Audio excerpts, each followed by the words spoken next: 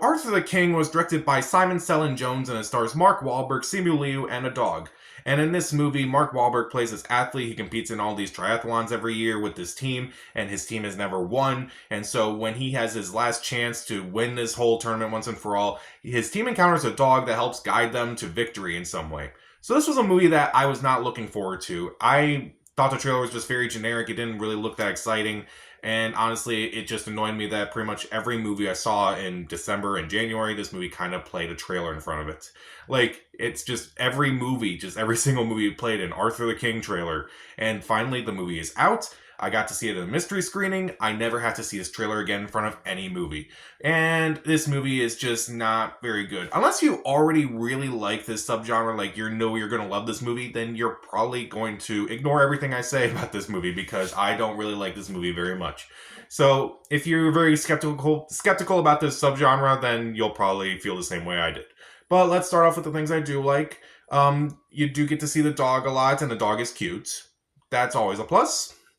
The movie does have a nice message about, like, you know, animals deserve love and animal cruelty is terrible. It'd be hard to find someone who would say otherwise.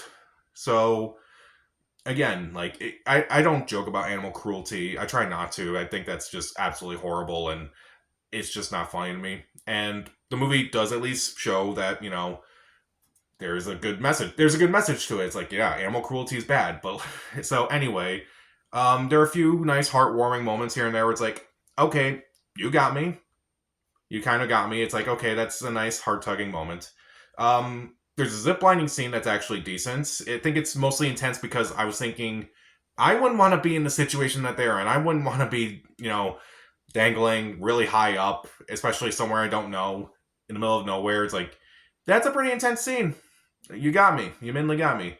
The last 30 minutes are also pretty intense, too. It's like, I was actually kind of caring a lot the last 30 minutes. It's like, you know, at least the ending has something, and it was like, at least I kind of cared in the last 30 minutes of this movie, if I'm being honest.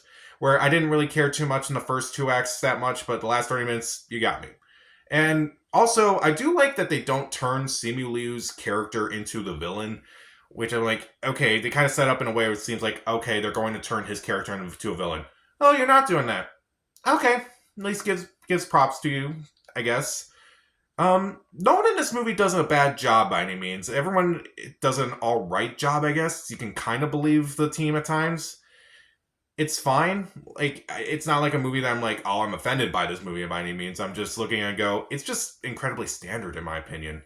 But let's talk about the things I don't like, because this movie is pretty half-baked. It has all the ingredients to make a really good movie out of this, but honestly, it doesn't really do much with it. It's like, okay, here's a character who's kind of a villain to the rest of the team. Okay, are you going to do anything with him? No, not at all. He's just kind of a villain for the sake of this movie having a villain. It's like, does this movie really need a villain? Come on. Mark Wahlberg and the dog don't actually meet up until like 45 minutes in this movie, I think. Maybe closer to an hour. It was kind of hard to tell by the time, but yeah, they don't really meet up until like a good portion of the movie is already over. So it's kind of like, you know, it's kind of misleading in a way. So the movie kind of like intercuts between Mark Wahlberg and this dog, and before they kind of like come together during this race. And it never really feels like, they kind of feel like two separate movies at times. Like, it's kind of like, you know, Mark Wahlberg has this thing and this dog is going on his journey himself, and it's kind of weird because like it just kind of cuts between the two. Also, I didn't really care for Mark Wahlberg's story so much because his character, basically all he does is kind of complain for the first act of this movie. And it's like, he's never won this championship before. It's like, oh, boo-hoo, you do have a beautiful wife, you do have a nice family, you do have a beautiful house that probably costs a lot of money, that looks in like it's at a beach or something like that. It's a glass house. It's a literal glass house. Like, those who live in glass houses should not throw stones. Come on, dude. And also, the movie has a few drop storylines, which I'm kind of shocked that they actually mention these things. And I'm like, you don't do anything with these. Like, okay, so there's a storyline about someone on the team mentions that someone close to them has cancer. It's like, oh, that's really shocking, upsetting. Let's see where they go with it. One scene later, they talk about it. That's it. That's all they do. That's all they bring up. It's like, okay, why bring it up if they're not really going to play that big of a part in this movie? Okay. Also, Mark Wahlberg does something really horrible in this movie that's only brought up in one scene. It's never actually brought up again. He mentions, spoiler alert if you have not seen this movie, he mentions at one point that the reason why him and his team got all the funding that they needed was because he took $25,000 out of his wife's savings. And I'm like, dude, that is not okay. Did she know about this? I don't know if she knows about this. And they kind of make a joke later on in the movie towards the end where the wife kind of just goes, we're going to need the money anyway. And I'm thinking, oh, because, he took a lot of money for you and kind of wasted all this money. No, that's not the reason why. It's because she's pregnant. I'm like, oh, come on. Come on. I joked about this in Madam Web, but can you not, any woman who's pregnant in a movie, can you just not show them, give birth at any point? No, even though we don't actually see her, in later months, it's like, she still has a baby. I'm like, and you never mentioned the $25,000. This is inspired by a true story, and can you imagine, that's how she found out? To me, this is a movie that is just very generic. It's very boring.